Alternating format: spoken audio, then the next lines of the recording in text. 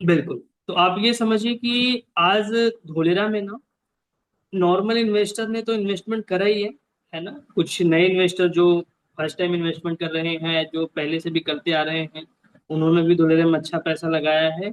और यहाँ तक कि जो बड़े बड़े एक्टर हैं, फिल्म एक्टर, अभिनेता, है ना, बड़े बड़े नेता वगैरह भी आज धोलेरा में पैसा लगा चुके हैं। ये मैं आप लोगों को इन्फॉर्मेशन के बिहाफ पे गाइड कर देता हूँ, है ना, जिसको मैं अभी आगे डीप में बताऊंगा भी। कौन कौन से एक्टर ने यहाँ पे पैसे लगाए हैं और कौन कौन से नेता यहाँ पे पैसे लगा चुके हैं। अच्छा, अब यहाँ पे कुछ लोग पैसे लगाते हैं डायरेक्टली और कुछ लोग लगाते हैं इनडायरेक्टली। तो हम आज ये भी समझेंगे कि डायरेक्टली क्या होता है और इनडायरेक्टली क्या होता है, क्योंकि कुछ लोग तो समझ पा रहे होंगे डायरेक्टली और इनडायरेक्टली। कुछ लोगों के लिए इनडायरेक्टली थोड़ा सा शब्द नया होगा। यस। अब ये मेरी आवाज तो आ रही है? माही मैम आवाज आ रही है? पूजा में, रुखसार में? आवाज यस। क्लियर है, शायद आवाज कमलेश क्लियर सर है, के वीडियो इधर। आपका फंस क्लियर रहा है। आ रही है आवाज आपकी? यस। तो नहीं फंस धन्यवाद। रहा है, सही आ रही है भाई आपकी। यस, फिर जिसके इधर सही नहीं हो नेटवर्क, हो सकता है सामने वाले के यहाँ नहीं हो सही, यस है सर, ना, आ रही है। ये भी हो सकता है। भाई क्लियर है, वीडियो यस। थोड़ा सा ठीक है। तो ये चीजें हैं आज, क्योंकि जैसा आपने समझा कि जो धोलेरा शहर बन रहा है, ये इंडिया की कंपैरिजन किसी शहर की अपेक्षा नहीं बन रहा है। मतलब इस शहर का हम इंडिया के किसी शहर से कंपेयर नहीं कर सकते हैं।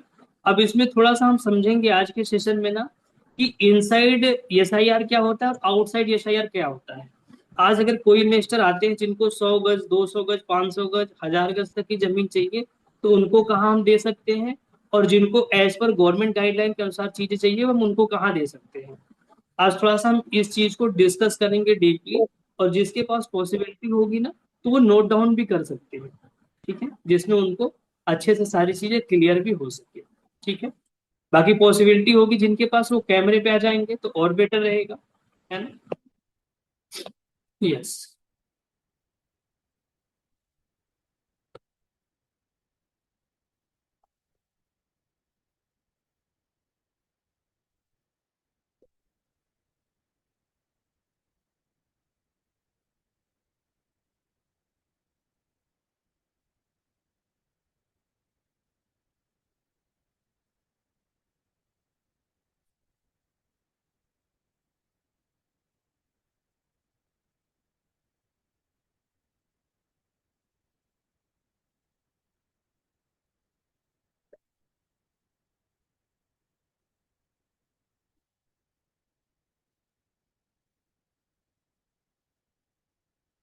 पहले हम इस पेज को समझते हैं, है ना, क्योंकि जो धोलेरा शहर है ये 3 फेज में डेवलप होगा।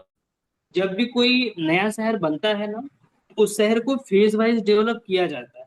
अब धोलेरा क्या है, ये 3 फेज में डेवलप होगा, जिसमें से जो फर्स्ट फेज डेवलप हुआ है वो ये वाला एरिया है। जैसा आप यहाँ पे सकते हैं, ये फर्स्ट फेज वाला एरिया है। ये लगभग 22.5 स्क्वायर किलोमीटर के एरिया में डेवलपमेंट हुआ है, जहाँ पे आज रोड, रास्ते, बिजली, पानी, हर एक चीज बन के रेडी है, हर एक इंफ्रास्ट्रक्चर बन के रेडी है ना। आज वहां पे जाके कोई भी इंडस्ट्री सेटअप कर सकता है, कोई भी वहां पे रेजिडेंस बना के रह सकते हैं, या फिर कोई भी वहां पे कॉमर्शियल एक्टिविटी कर सकते हैं इस वाले एरिया में, जो कि यहाँ पे ये लोकेटेड है। ये एक्टिवेशन है, ठीक है। इसको अगर एकड़ में समझेंगे तो लगभग हम कह सकते हैं 5600 एकड़ में एरिया बन चुका है अभी तक, ठीक है। उसके अलावा बाकी जो फेज के हैं, तो अभी इसका जो नेक्स्ट टेंडर निकला है गवर्नमेंट तरफ से, 4B1 4B2 के उसमें निकला है, और एक TP3 वाले एरियाज में निकला है। अब यहाँ पे 4B1 4B2 ये सब कुछ चर्चाएं हो रही हैं, तो इसमें आपको थोड़ा सा समझना बड़ा जरूरी है, जिसको मैं एक नॉलेज कर देता हूँ। PDF उसमें नहीं है, एक मिनट दीजिएगा मुझे। यस, इसमें मिल जाएगा।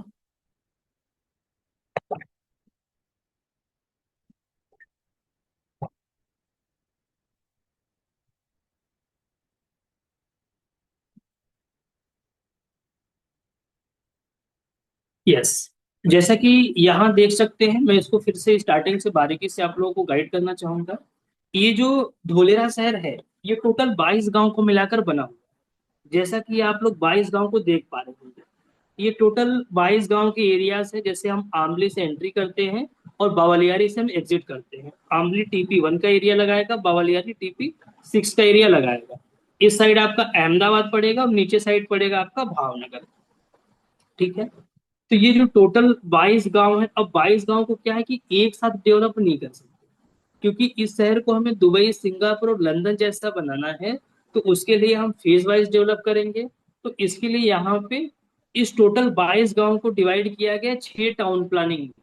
6 TP का मतलब हो गया टाउन प्लानिंग। जैसा यहाँ पे देख सकते हैं, टाउन प्लानिंग धोलेरा SIR है ना। अब ये जो 6 टाउन प्लानिंग है, अब क्योंकि एक एक टाउन प्लानिंग का एरिया बहुत बड़ा है। जैसे यहाँ पे देखेंगे, TP1 का जो है वो लगभग 51.4 स्क्वायर किलोमीटर के एरिया में है। TP2 देखेंगे तो वो 102.34 स्क्वायर किलोमीटर के एरिया में है। तो इस तरीके से देखेंगे ना, TP वाइज भी बहुत बड़ा एरिया पड़ जाता है। तो इन 6 TP को 27 सब TP में डिवाइड किया। ये देखिए, यहाँ पे 27 सब TP है ना। अब यहाँ पे सब TP1A, सब TP1B, इस तरीके से सबका अलग अलग नाम दिया गया है। एक एक सब TP में अलग अलग, मतलब एक एक TP में अलग अलग सब TP आते हैं। अब जो ये एक्टिवेशन एरिया वाला है ना, इसमें ये जो है सब TP 2A और 4A को मिला के ये डेवलप हुआ है, बना हुआ है। ये एक्टिवेशन एरिया है, बड़े बारीकी से समझिएगा। जिसको समझ नहीं आएगा वो हेल्प ले लेगा। जैसा कि यहाँ पे आप देख सकते हैं, अलग से इसको मैप में दर्शाया गया है। ये जो ब्लू वाला एरिया देख रहे हैं ना, यही आपका आर्टिफिशियल रिवर है। ये जो हल्का से एक लाइन गई है ब्लू में, वो आपका आर्टिफिशियल रिवर है, जो 6.5 किलोमीटर का बना हुआ है। जैसा कि यहाँ पे देख सकते हैं, जैसा मैंने अभी आप लोगों को बताया है। ठीक है? इस तरीके से ये पूरा जो शहर रहेगा, ये आपका 6 TP और 27 सब TP में डिवाइड रहेगा। ठीक है। अब यहाँ पे क्या है कि गवर्नमेंट की अलग अलग गाइडलाइन है, अलग अलग रोड पे, है ना। इसको मैं KML के फाइल से आप लोगों को, KML गूगल अर्थ के माध्यम से मैं इसको आप लोगों को गाइड, बस मुझे एक मिनट दीजिएगा। Yes.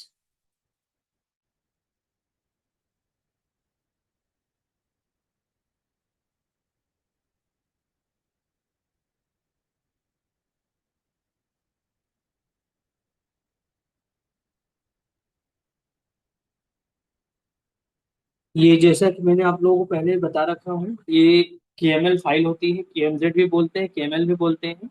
ये गूगल अर्थ एप्लीकेशन के थ्रू ओपन होता है, जिसमें हमें पूरे धोलेरा का मैप दिखता है विथ कलर कोडिंग, जिसमें हर एक जोन को हर एक कलर से दर्शाया गया है ना। हर एक कलर का एक मीनिंग होता है, जो कि हर एक जोन को दर्शाता है। जैसे हमने इसके पहले वाले सेशन में देखा था। अगर किसी ने मिस कर दिया होगा वो सेशन, तो उस सेशन को आप रिपीटली देख लीजिएगा, है ना।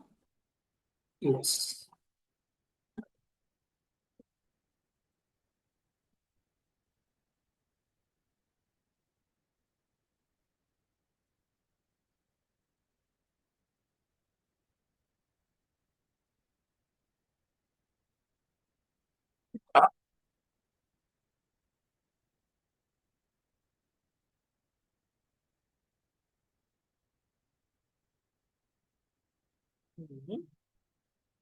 अनुज सर, क्या सर। हो रहा है ये? हाँ। नेटवर्क इश्यूज तो नहीं है? Network issue sir. हम्म। अब नेटवर्क इशू, राइट। यस, सभी लोगों को मेरा स्क्रीन दिख रहा है? मैंने अभी शेयर करी है screen. Yes sir. Yes. Yes, बहुत बढ़िया। अब इसमें हम समझते हैं कि यहाँ पे जमीनें दो जगह बिक रही हैं। एक तो बिक रही है इनसाइड SIR। ये जो आप देख रहे हैं रेड वाला एरिया, पेरीफेरी वाला एरिया, इसके अंदर की जमीनों को हम कैसे हैं, कहते हैं इनसाइड SIR, है ना। इसके अंदर की जमीनों को हम इनसाइड SIR कहते हैं, और इसके बाहर की जमीनों को आउटसाइड SIR कहते हैं, SIR बाउंड्री के बाहर। अब जैसा कि मैंने इसके पहले सेशन में आप लोगों को बताया था कि धोलेरा में आने वाले समय में डायरेक्ट और इनडायरेक्ट 10 लाख प्लस आपके जॉब्स क्रिएट होने वाले हैं। अच्छा, ये जो जॉब रहेगा ना, ओनली फॉर इंडियन के लिए नहीं रहेगा, ये जॉब्स जो रहेंगे ये फॉरेनर के लिए भी रहेगा। क्योंकि यहाँ पे जितनी भी आर्टिफिशियल इंटेलिजेंस से संबंधित एक्टिविटीज होंगी, जितनी भी बड़ी बड़ी फॉरेन की कंपनीज आएंगी, जितने भी बड़े बड़े यहाँ पे मशीनरीज आएंगी, तो आपको ही पता है कि उसको हर जगह के लोगों को, मतलब लोगों की आवश्यकता होती है मैनेज करने की, देख रेख करने की। जैसे अभी बात करेंगे जो सेमीकंडक्टर चिप प्लांट है ना, तो यहाँ पे क्या है, जापान जैपनीज भी लोग यहाँ पे आके अभी जॉब कर रहे हैं, काम कर रहे हैं, फॉरेन से भी लोग आके अपना काम कर रहे हैं यहाँ पे। इसीलिए आज जो इंटरनेशनल लेवल के स्कूल, जैसे हम हार्वर्ड यूनिवर्सिटी और भी कैलिफोर्निया वगैरह का नाम लेते हैं ना, उस तरीके के जितने भी यूनिवर्सिटी कॉलेज धोलेरा में बनेंगे ना, तो वहाँ यहाँ पे क्या रहेगा, जितने भी जॉब करने वाले, जितने भी उनकी फैमिलीज आएगी ना, उनके बच्चे भी यहाँ स्टडी कर सकते हैं जो फॉरेन से आए हुए रहेंगे। और बाकी इंडिया के जितने भी लोग रहेंगे, मैक्सिमम लोग यही, मतलब उनको फॉरेन जाने की आवश्यकता नहीं होगी। उनको सारी सुविधाएं कहाँ मिल जाएंगी, अपने इंडिया में धोखेरा के अंदर। ठीक है, समझ पाए ये लोग, ये आप लोग? यस, जहाँ पे वर्ल्ड क्लास लेवल की पूरी एजुकेशन मिलेगी। ठीक है, तो अब यहाँ पे आप लोग समझिएगा ना कि क्योंकि एसआईआर के अंदर जो गवर्नमेंट की गाइडलाइन है, अब गवर्नमेंट की गाइडलाइन क्या है ना, सबसे पहले हम यहाँ पे रोड को समझते हैं। मिनिमम रोड रहेगा 18 मीटर का। कितने का रहेगा? 18 मीटर। और मैक्सिमम जो रहेगा वो रहेगा 70 मीटर का, टीपी रोड। ठीक है, मिनिमम जो रोड रहेगा 18 मीटर का रहेगा। अगर इसको फीट में कन्वर्ट करना होगा तो 3.3 से मल्टीप्लाई कर देंगे, आपका निकल के आ जाएगा। मतलब मिनिमम 60 फीट का रोड रहेगा और मैक्सिमम आपका लगभग 300 कुछ का आएगा, 7 21 200 के समथिंग आएगा। ठीक है, 230 इस फीट के समथिंग आएगा चौड़ाई। ठीक है, इतने चौड़े रोड रहेंगे धोलेरा के अंदर, है ना। अब इन रोडों पे गवर्नमेंट की गाइडलाइन है, अगर आप 18 मीटर या 70 मीटर के रोड पे कोई भी जमीन लेंगे ना, तो मिनिमम 1200 गज का एरिया लेना पड़ेगा, चाहे वो रेजिडेंशियल ले रहे हैं चाहे वो इंडस्ट्रियल ले रहे हैं। वही अगर आप कॉमर्शियल में जाएंगे तो कॉमर्शियल में कितना रहेगा? 1800 गज। राइट, ये शायद ये चीजें हमने आप लोगों को पहले भी डिस्कस कर रखी है। ठीक है, तो ये तो हो गया इनसाइड का। इनसाइड में रेजिडेंशियल को लेकर एक और ऑप्शन है 350 गज का, बट वो किस एरिया में मिलता है? ओनली फॉर एक्टिवेशन एरिया में। जो एरिया करंट में डेवलप हो चुका रहेगा उसी एरिया में 350 गज के टाउनशिप के अंदर चीजें मिल पाती है, अदरवाइज नहीं मिलती है। ठीक है, क्लियर हो रहा है आप लोगों को? थोड़ा सा आप लोगों से इंटरेक्ट करते चले। यस, चीजें क्लियर हो रही हैं? Yes sir. Yes sir. Mahi ma'am, Pooja ma'am, Anita ma'am? Clear हो गई। जी सर, हो यस, रहा है। बढ़िया है। जिसको जहां भी थोड़ा सा भी लगेगा ना वो हेल्प ले लेगा। ठीक है, हम आगे बढ़ते हैं ना। तो अब समझिएगा यहाँ पे, जैसे हमने कल सेशन में डिस्कस करी थी कि आज जिन्होंने आज से 3 साल 4 साल पहले जमीनें परचेस करी थी, तो उनको लाख रुपए में दो दो प्लॉट मिलते थे 100 100 गज के। ठीक है, लाख 1.5 लाख रुपए 2 लाख रुपए में दो दो प्लॉट मिल जाते थे 100 100 गज के। आज उसी में एक एक प्लॉट की कीमत है लगभग 6 6 8 8 लाख रुपए, एक एक प्लॉट की कीमत है। और आज ये जो प्लॉट की कीमत है ये आम लोगों के यहाँ या फिर नॉर्मल जितने भी शहर हैं उन शहरों के अपेक्षा बहुत कम रेट और बहुत चीप रेट या सस्ता रेट है अभी धोलेरा में। राइट, आज यहाँ पे एक जॉब करने वाला व्यक्ति जिसकी खुद की सैलरी 30 से 40 हजार रुपए, वो भी धोलेरा में जमीन परचेज कर सकता है। इसके पीछे का हम रीजन समझते हैं। अब समझिएगा यहाँ पे 99% रेजिडेंशियल कहाँ आएगा, मैंने आप लोगों से जिक्र करी थी। ये जो मैं एरिया आपका कवर कर रहा हूँ ये वाला एरिया, तो 99% रेजिडेंशियल यहीं पे आएगा। क्योंकि जितने भी 100 गज 200 गज 500 गज जमीन कोई भी परचेस करेगा उनको कहाँ मिलेगा? इन सभी एरियाज। ठीक है, इस एरियाज में आज यहाँ से लगभग 20 20 किलोमीटर दूर तक जमीनों की प्लॉटिंग हो रही है। 15 15 10 10 किलोमीटर दूर तक जमीनों की लोग प्लॉटिंग कर रहे हैं, सोसाइटी टाउनशिप डेवलप कर रहे हैं। ठीक है, तो आज एसआईआर के अंदर का क्या सीन है कि मिनिमम किसी इन्वेस्टर का बजट होना चाहिए 1 CR। कितना होना चाहिए मिनिमम? अगर कोई धुलेरा के अंदर जमीन परचेज करेगा उसका बजट कितना होना चाहिए? 1 करोड़। ठीक है, और कोई इन्वेस्टर, अच्छा क्योंकि 1 करोड़ इसलिए रहेगा ना क्योंकि यहाँ पे क्या है, एरिया बड़ा रहेगा। क्या बड़ा रहेगा? एरिया मिनिमम 1200 गज लेना पड़ेगा। 1200 गज मतलब समझ रहे हैं? आज आप समझेंगे ना, 1200 गज में आप किसी भी बड़े शहर में देख लीजिए, जहाँ पे 1200 गज में कोई भी मकान बना हो, कोई भी आपका बंगला रो हाउस जो भी बना हो, वहां की कीमत आज 20-20 करोड़ रुपए है। बड़े शहरों की बात कर रहे हैं। ठीक है, ये सीन। तो 1200 गज का इतना बड़ा एरिया मिल जाता है इसमें, है ना। अब वहीं पे अगर हम बात करेंगे एसआईआर के बाहर की, तो ये आपके एडजॉइनिंग एरियाज आते हैं, जो धोलेरा से 1 किलोमीटर 2 किलोमीटर वाले एरियाज है, 0 किलोमीटर वाले एरिया है ना, वो धोलेरा का एडजॉइनिंग एरिया होता है।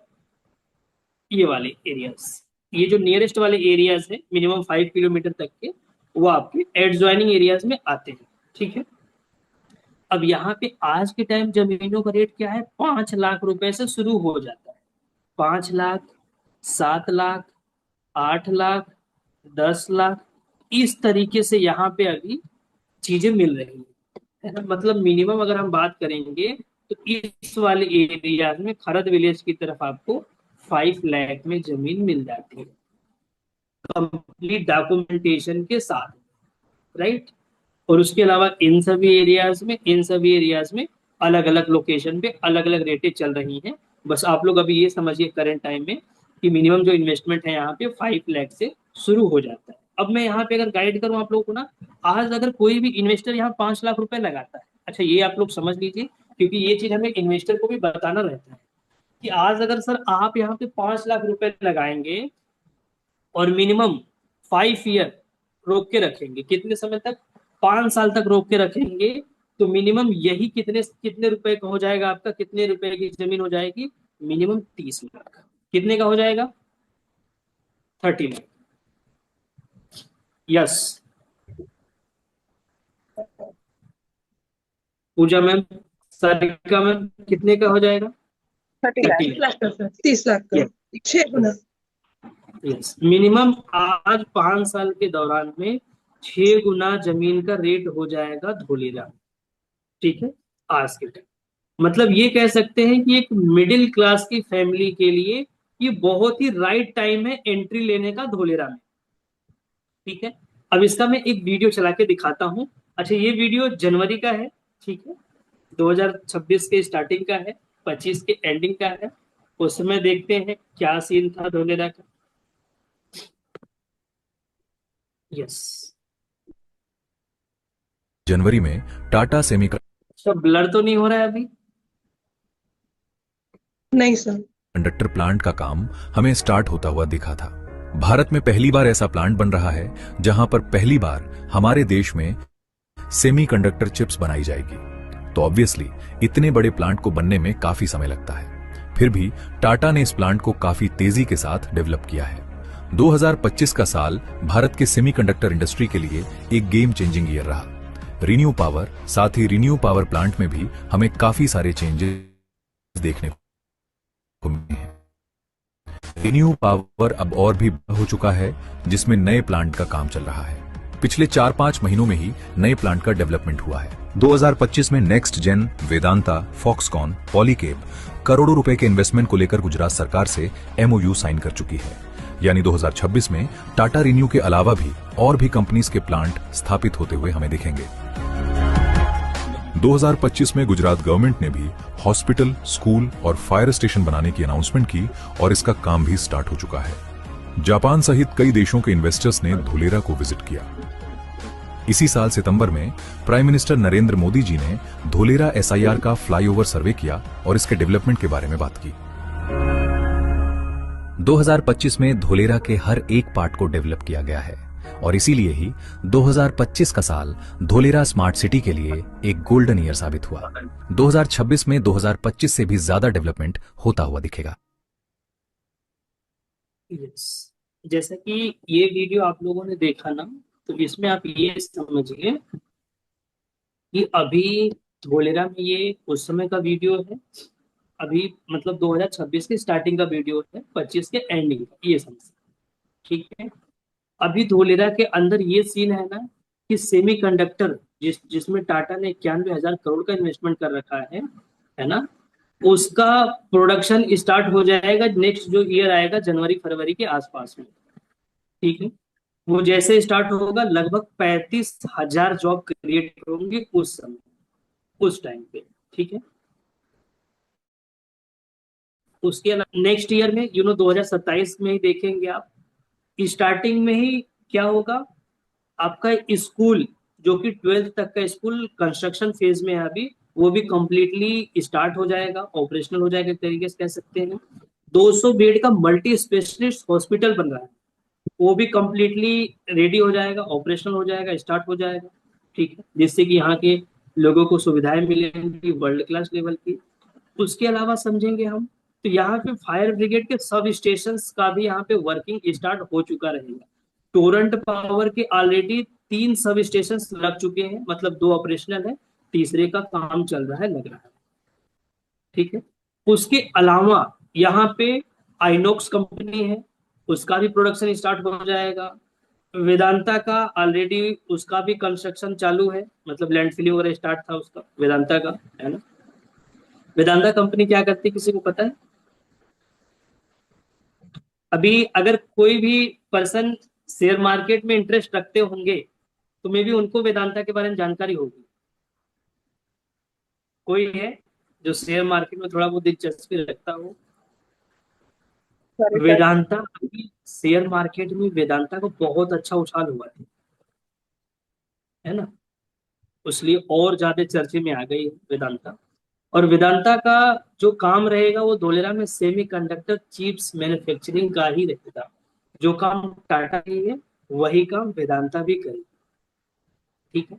पोली कैब का भी काम आपको कंस्ट्रक्शन होते हुए दिखेगा। उसके अलावा और भी जो कंपनियां आ चुकी हैं, सैकड़ों कंपनियां, उनके भी कंस्ट्रक्शन के काम होते हुए आपको दिखेंगे 2027 में, है ना। उसके अलावा समझेंगे तो यहाँ पे आपका जो semi high speed rail corridor हम देखते हैं, है ना, उसका भी काम स्टार्ट हो चुका रहेगा, क्योंकि उसको भी 2030 से पहले पहले रेडी करना है। क्योंकि 2030 में यहाँ पे क्या होने वाला है, कल के सेशन में डिस्कस करी थी। 2030 में यहाँ क्या होगा अहमदाबाद में, कौन बताए? माही मैम, सारिका आपका तो मैम? गेम होने वाला है, बट कॉमनवेल्थ गेम होने वाला है। कॉमनवेल्थ होने वाला है सर।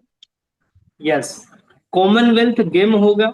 ठीक है, 2030 में 100वां कॉमनवेल्थ गेम होगा अहमदाबाद में। उसकी वजह से धोलेरा को और जल्दी स्पीड में काम यहाँ पे चलेगा। तो आज जो हम एक्सपेक्ट करते हैं एक इन्वेस्टर को कि 5 गुना 6 गुने का रिटर्न मिलेगा, वो उससे ज्यादा ही मिलेगा। ये हम एक एवरेज बताते हैं ताकि कल को इन्वेस्टर से अपनी बात खराब ना हो। बात खराब इन द सेंस, समझ रहे हैं आप लोग, कि अगर हम किसी इन्वेस्टर को बताते हैं सर आज आपको 5 गुना का ग्रोथ मिलेगा धोलेरा में 5 साल बाद। ठीक है, चलिए मैं किसी को एज एग्जाम्पल लेता हूँ, जो कैमरे पे उन्हीं को लेंगे, इसीलिए मैं कह रहा हूँ कैमरे पे आ जाएंगे जितने लोग तो बढ़िया रहेगा, है ना? चलिए मैं किसी भी एक पर्सन को लेता हूँ, माही मैम मैं आपको लेता हूँ। ठीक है। अब माही मैम आप एज ए इन्वेस्टर हैं, अगर मैंने आपसे कहा कि माही मैम आपने धोलेरा में 5 लाख रुपए या 10 लाख रुपए लगाए, ठीक है, और आपको 5 साल में यही 10 लाख रुपए कम से कम 50 से 60 लाख रुपए बना के देगा, इसमें आपको ना कोई मेहनत करनी है, ना कोई बिजनेस ओपन करना है, ना कोई शटर अप डाउन करना है, कुछ नहीं करना है, बस एक सेफली इन्वेस्टमेंट करना है और उसको 5 साल के लिए रख देना है। ठीक है माही मैम, अब अगर यही चीज जो मैंने बताया कि 50-60 लाख रुपए का होगा, अगर वो 5 साल बाद अगर 80 से 90 का पहुंच जाएगा तो आपको अच्छा लगेगा या खराब लगेगा? बहुत अच्छा लगेगा। बहुत अच्छा लगेगा। यस, तो यस सर। धोलेरा का यही सीन है।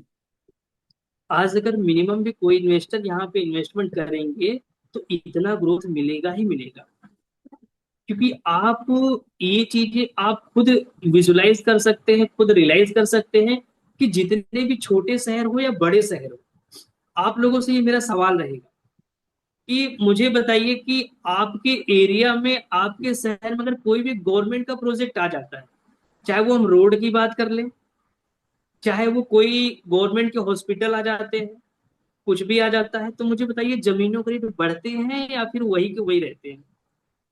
बढ़ जाते हैं। बढ़ते हैं, करते हैं। राइट।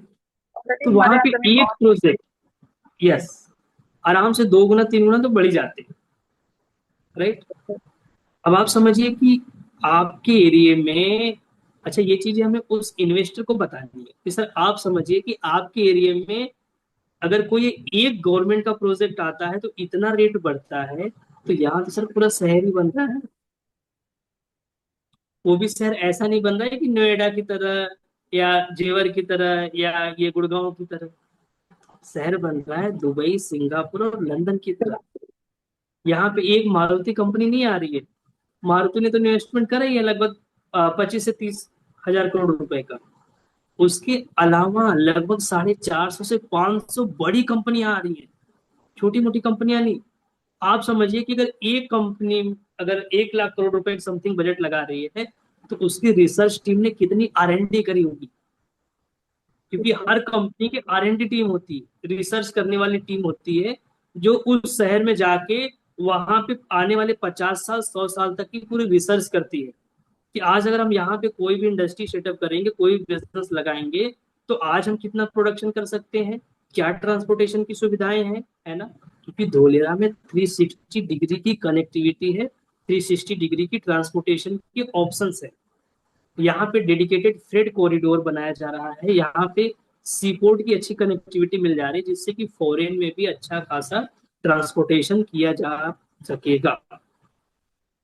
अब मेरा एक सवाल और रहेगा आप लोगों से कि मुझे बताइए कि ये जो इंटरनेशनल एयरपोर्ट बन रहा है, जिसमें कार्गो प्लस पैसेंजर भी है, ठीक है, तो अगर यहाँ पे कोई भी इन्वेस्टर है या फिर यूं समझे कि कोई भी कंपनी है बड़ी जो मैन्युफैक्चरिंग कर रही है, प्रोडक्शन कर रही है, और वो प्रोडक्शन के बाद उसको सप्लाई करना है, उसको ट्रांसपोर्टेशन करना है फॉरेन में, फॉरेन इन द सेंस मान लो अमेरिका में भेजना है उसको सामान, और उसको कम समय में भेजना है, तो कैसे भेजेगा।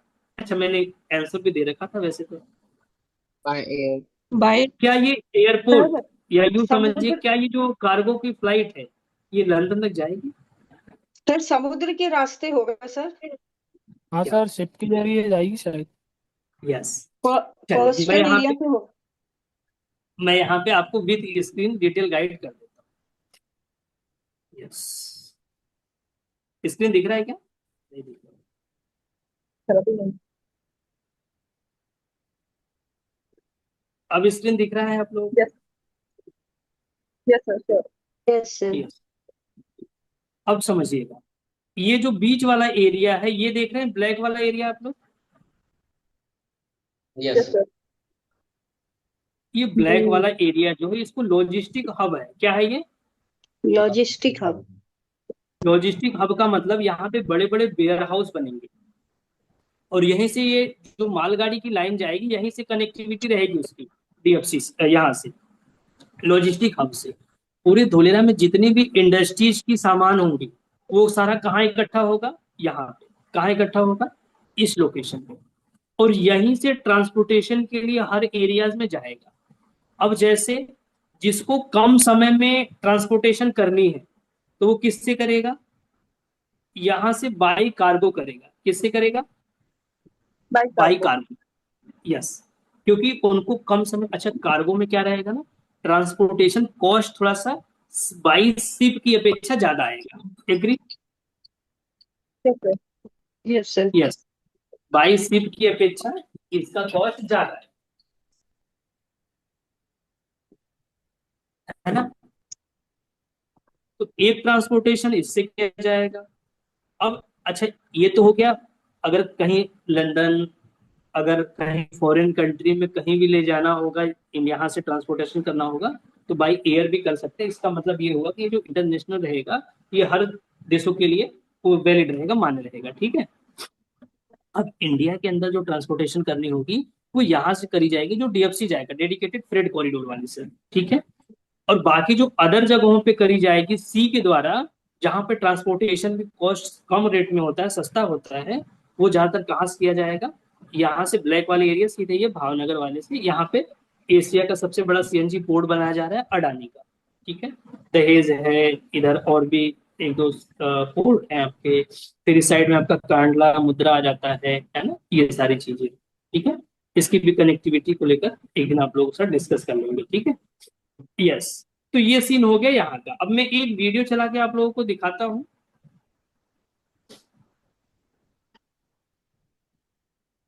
ये सेमीकंडक्टर चिप वाला मैं वीडियो चला, ये देखिए आप लोग। एक ऐसी टेक कंपनी के बारे में जिसने अपने तेज रफ्तार प्रदर्शन से एक नया रिकॉर्ड बना दिया।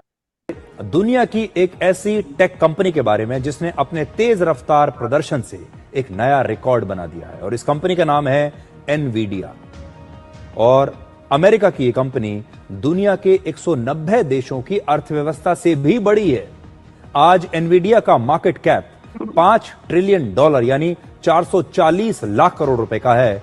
और आज एनवीडिया अगर एक देश होता तो अर्थव्यवस्था के मामले में दुनिया में तीसरे नंबर पर होता, और एनवीडिया से ऊपर केवल अमेरिका और चीन की अर्थव्यवस्था होती। आप सोच रहे होंगे कि ये कंपनी आखिर ऐसा क्या करती है, क्या बनाती है कि इसकी कीमत इतनी ज्यादा है। आज दुनिया भर में सबसे ज्यादा महंगी वस्तु है टेक्नोलॉजी, और वो भी आर्टिफिशियल इंटेलिजेंस की टेक्नोलॉजी। एआई को विकसित करने के लिए एक खास तरह के चिप की जरूरत होती है, और दुनिया भर में करीब 90% इस प्रकार के चिप एनवीडिया बनाती है। इसके अलावा mobile phones, drones, automatic vehicles और ऑनलाइन गेम्स जैसी चीजों के लिए भी एनवीडिया चिप्स बनाती है। लेकिन एनवीडिया की किस्मत दुनिया भर में एआई के बढ़ते इस्तेमाल के साथ बदली है। ये दुनिया की 10 सबसे वैल्यूएबल कंपनियां हैं, सबसे कीमती कंपनियां, सबसे ज्यादा कीमत की कंपनियां। इस लिस्ट में ज्यादातर वो कंपनियां हैं जो सेमीकंडक्टर्स बनाती हैं या जो टेक कंपनियां हैं, यानी जो टेक्नोलॉजी की कंपनियां हैं। देखिए एनवीडिया, माइक्रोसॉफ्ट, एप्पल, अल्फाबेट यानी Google, Amazon, Meta, Broadcom, Tesla. Yes, ये वीडियो देखा आप लोगों ने? तो ये जो से कंडक्टर चिप्स यहाँ पे मैन्युफैक्चरिंग किए जाएंगे, ये आज इंडिया में नहीं, हर देशों में इसकी जरूरत है। क्योंकि आपको भी पता है जितनी भी मैक्सिमम चीजें, वो इलेक्ट्रॉनिक बेस समझ लीजिए, या जितने भी डिजिटल इकोसिस्टम यूज की जाती है, उसमें ज्यादातर आपका यूज होता है सेमीकंडक्टर चिप्स का। इसकी अहमियत को आप लोग समझिए। और आने वाले टाइम में इंडिया भी सबसे बड़ा चिप मैन्युफैक्चरिंग का एक इंडस्ट्री है, एक देश होने वाला है, जो कि ये होगा कहाँ पे? धोलेरा। धोलेरा। ठीक है, एक वीडियो में और दिखाता हूँ आप लोगों को। उसके बाद चलेंगे कि यहाँ पे किसने इन्वेस्टमेंट करा है, जो कि बड़े नाम, बड़े नामी लोग। अभी तो नॉर्मल को हम साइड कर देंगे, पहले बड़े नाम में चलेंगे। ठीक है, बस मैं एक वीडियो दिखा लूँ, देन फिर हम आगे बढ़ते हैं।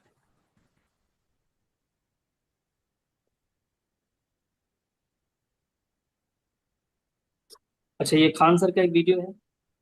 फ्यूचर में जब इसको डेवलप करेंगे तो रहो तुम इधर डंप करो, क्योंकि फ्यूचर में जब इसको डेवलप करेंगे तो ये भी इधर ही आएगा। समझ में? दिमाग लगा के बनाया है तो फ्यूचर प्लान एकदम कहाँ क्या होगा सारा। टूरिज्म कहाँ रहेगा, ग्रीन प्लेस, विलेज बफर कहाँ रहेगा, एग्जिस्टिंग विलेज को जो सेटलमेंट होगा, जो वहाँ विलेज है उनको कहाँ देना, एग्रीकल्चर के लिए, पब्लिक फैसिलिटीज के लिए, रिवर कैनाल, ये सब के लिए सारा चीज क्या है पहले से दिया। अब सोचो हमारे यहाँ क्या है, अब जमीन खरीदिए, 4 फीट आगे बढ़ के बना लीजिए, 3 गो सीढ़ी फेंक, सड़क गया बाढ़ में, 3 गो सीढ़ी फेंक दीजिए। उसके बाद सुबह सुबह आखिरी सीढ़ी पे बैठ के अपन ठेहुना बाहर फेंक के बरस कीजिए।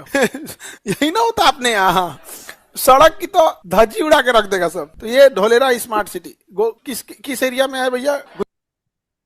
यस, ये आपने देखा धोलेरा स्मार्ट सिटी। तो एक दिखाते हैं आपको। धोलेरा की बात देखें तो धोलेरा में सिर्फ मात्र अब पीयूष जो गोयल डेवलपमेंट हुआ है, गुजरात ने वो कल्पना लेके काम नहीं किया। आवाज आ रही है आप लोगों को? हाँ सर, आवाज आ रही है? इसलिए सर स्लो। 22 स्क्वायर किलोमीटर अच्छा, का इसकी आवाज थोड़ी क्षेत्रफल, स्लो। पूरा एक आगे का 2-3 दशकों तक कैसे धोलेरा में विकास हो सके, उसकी कल्पना को लेके ये पहला चरण धोलेरा का अब चालू हुआ है। इसके लिए भी अब नया नेशनल हाईवे बन रहा है 6 लेन का, जो अहमदाबाद से धोलेरा को कनेक्ट करेगा।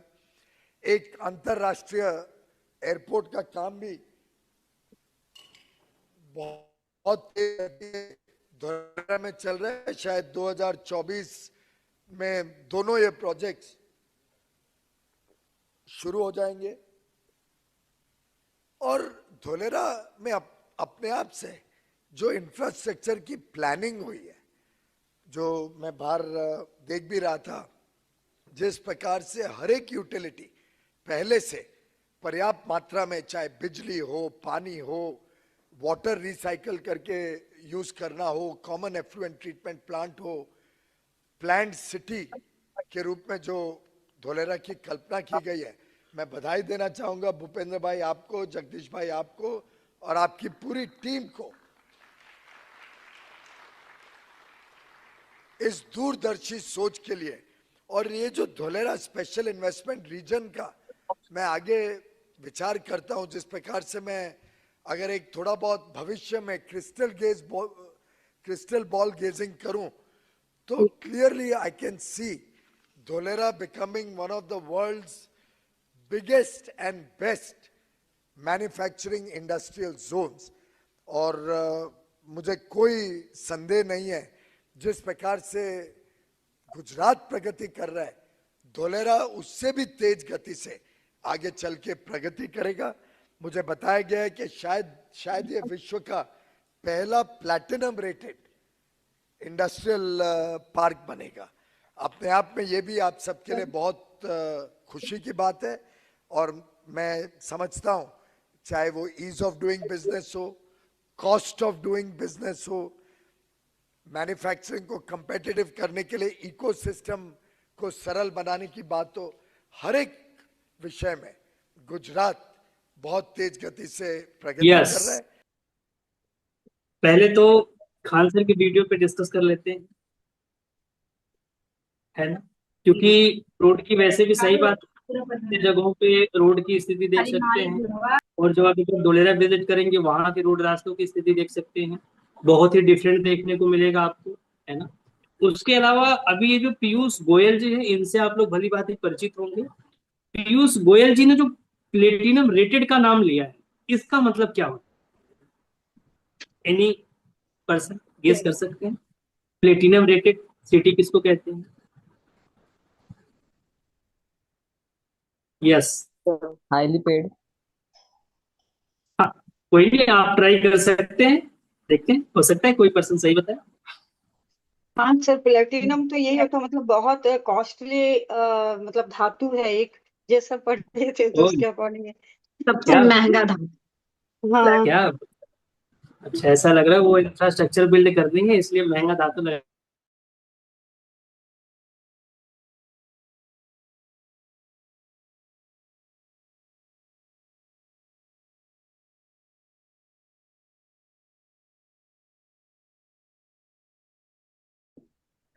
पॉल्यूशन फ्री, ठीक है, ये भी आंसर सही है। और किसी का? प्रेम सर ने भी आंसर कहा। और किसी का आंसर? पूजा मैम, माही मैम? एडवांस सिटी सर, बहुत ही एडवांस सिटी। ठीक है, अनिल सर ने एडवांस सिटी बताया। और कोई? Ankita Gupta ma'am? International benchmarking की वजह से सर इसको मिला हुआ है। ठीक है, इंटरनेशनल बेंचमार्किंग। और सर इसका मतलब ये हो सकता है कि मतलब सारे आधुनिक विशेषताओं से लेस जिसको बोलेंगे ना, मतलब युक्त। ठीक है, जा रहे हैं दुबई सर, अभी जो बारिश हुई ना, तो दुबई भी इससे बहुत हाईटेक सिटी बना हुआ है, शहर है, देश है, मगर अभी पानी जो गया ना दुबई में भर गया है ना, उसकी कमियों की वजह से उसको ना मिल करके इसको हुआ, इसलिए क्योंकि इसकी बेंचमार्किंग जो बहुत ही हाई फाई है, इस वजह से इसको दिया गया है। अब मैं इसको एक्सप्लेन करता हूँ। अपने इंडिया में क्या होता है, कोई भी इंफ्रास्ट्रक्चर आती है जल्दी बिगड़ती है, जल्दी खराब होती है। रोड रास्ते चलते हैं क्या 5 साल?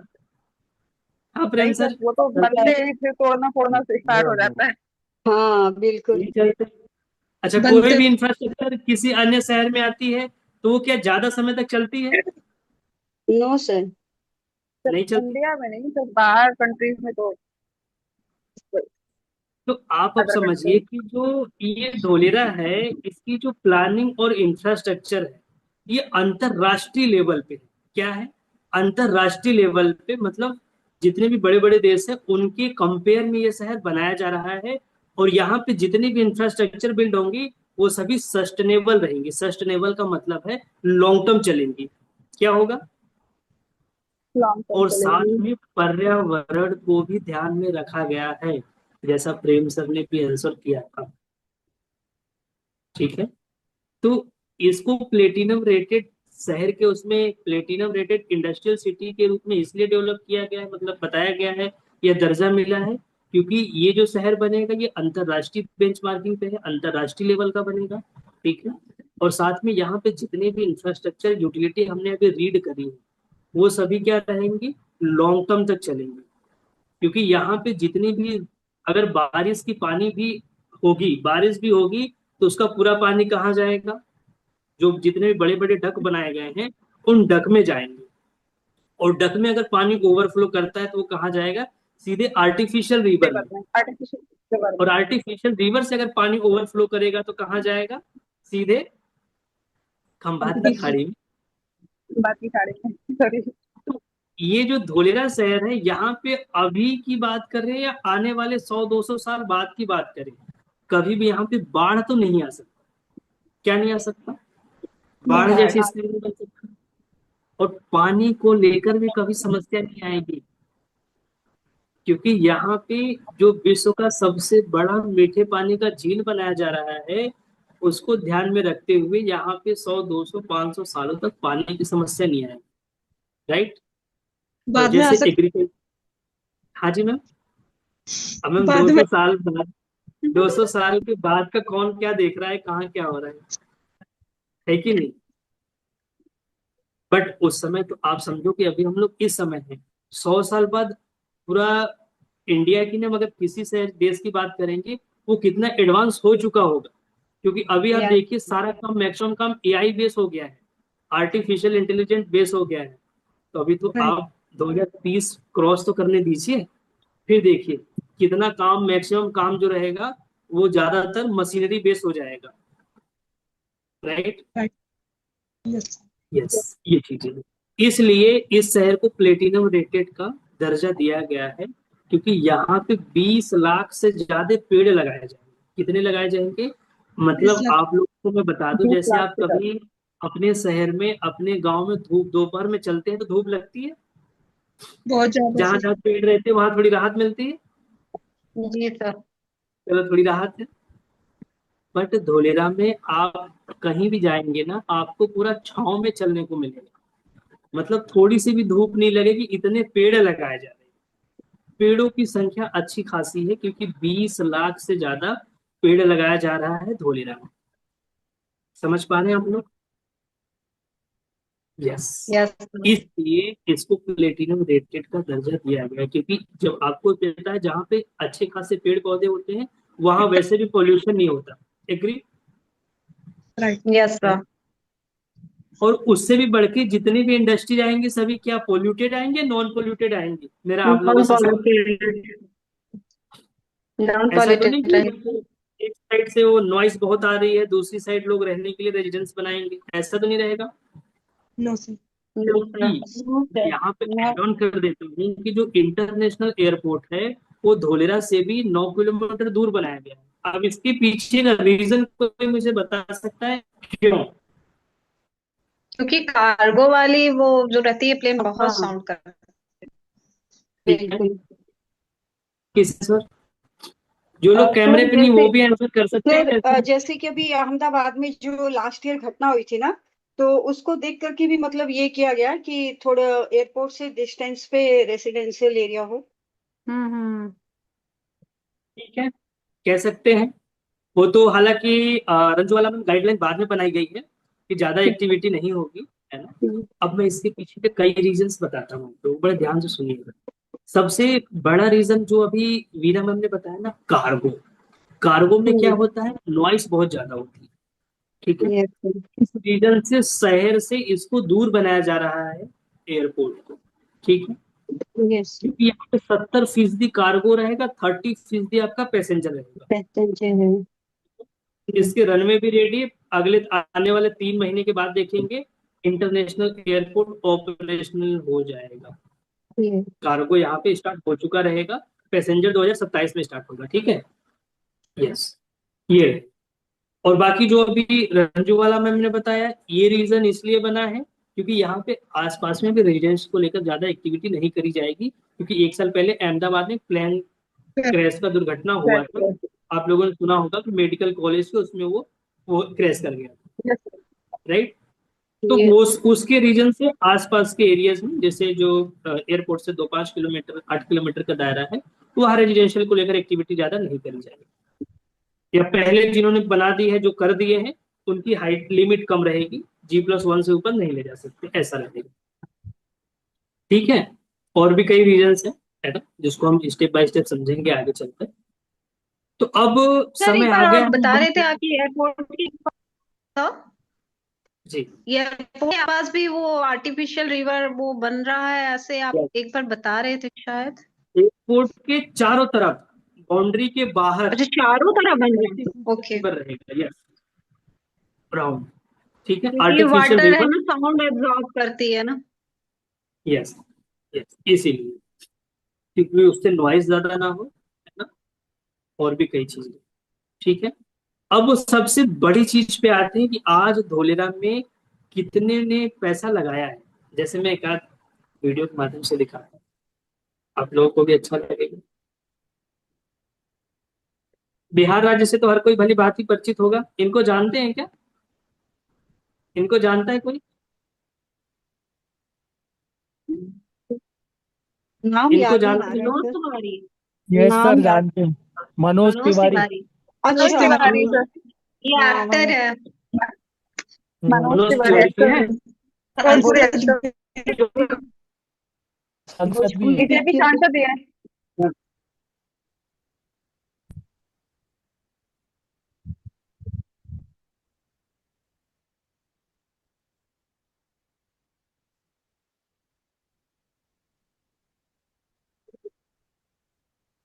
सर वॉइस नहीं आ रही।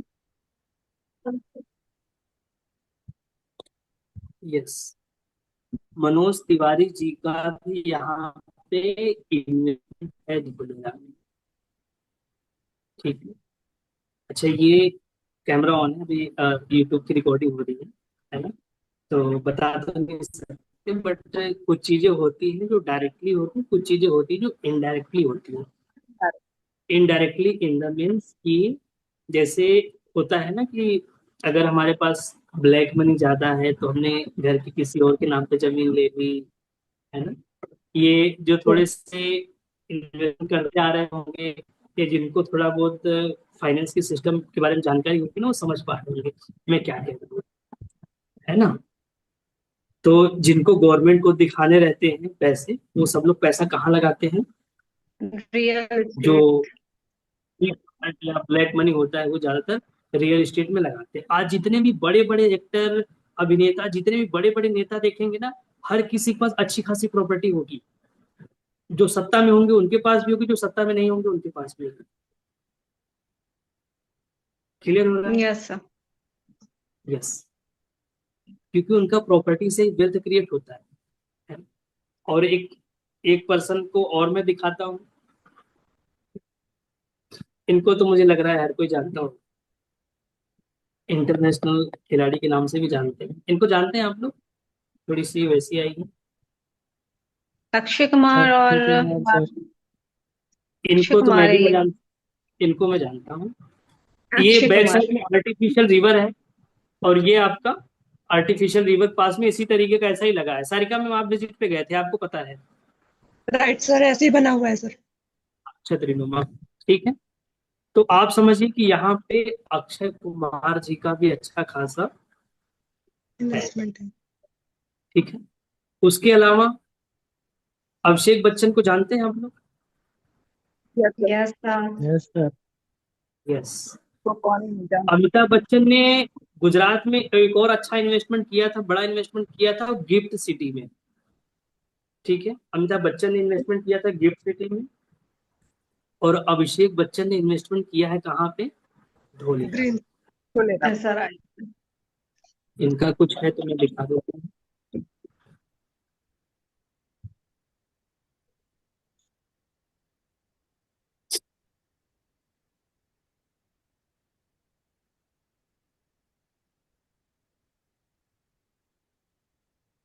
ये देख रहे हैं आप लोग?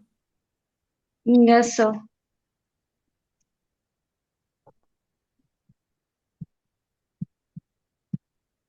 ये देखिए, परचेज्ड बाई, ठीक है, कहेंगे तो मैं आपको प्रश्न भेज दूंगा, आप लोग देख सकते हैं। ये अभिषेक बच्चन जी का है। ये देखिए, ये इनकी रजिस्ट्री की कॉपी है, ये देख सकते हैं। ये एक डॉक्यूमेंट है जिसके बेसिस पे आप देख सकते हैं, ठीक है। इसमें 25 करोड़ 10 लाख। यस, लगभग 25 करोड़ का इसमें दिखाया गया है। और मैं जानकारी के लिए बता दूं आप लोगों को कि जमीनों में ए पार्ट और बी पार्ट होता है। ये 25 करोड़ रुपए ए पार्ट का है, ठीक है। और बी पार्ट जो होता है वो मुझे लग रहा है कि कम से कम नहीं कुछ तो 50 करोड़ से ऊपर का होगा बी पार्ट, ठीक है, क्योंकि यहाँ पे जनतरी रेट पे, गवर्नमेंट की रेट पे रजिस्ट्रियां होती है, तो 25 करोड़ रुपए तो गवर्नमेंट का रेट हो गया। रेट के हिसाब से बड़ा लैंड पार्सल लिया था उन्होंने, लगभग 26,000 गज या 30,000 गज के आसपास, या उससे बड़ा लिया है, ठीक है।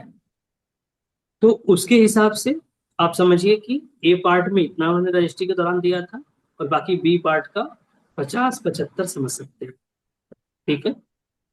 यस, उसके अलावा और भी बड़े बड़े लोगों का यहाँ पे इन्वेस्टमेंट है ना, कुछ सर यहाँ पे जो बड़े बड़े नेता। Yes sir. अरे हमने कहा जी कि भाई हम लोग के ग्रुप में कौन कौन है, अभी तक पोल आपने पूरा खोला नहीं, उनको अच्छा, अप्रिशिएट किसने किया जाए भाई, कुछ जमीन मिठाई ले भी लिया खाने है? मिले। मिलेगा अनवर सर, इसी दिन हम आपसे मुलाकात भी करवाएंगे।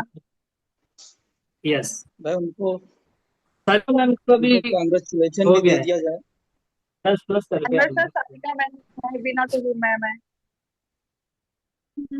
चलिए, इस पर भी हम एक बार डिस्कस कर लेंगे, कोई नहीं, है ना। तो अभी ये चीज समझिए आप लोग कि यहाँ पे, अच्छा अनुज सर, थोड़ा सा रिकॉर्डिंग को आप वो कर दो आप ना,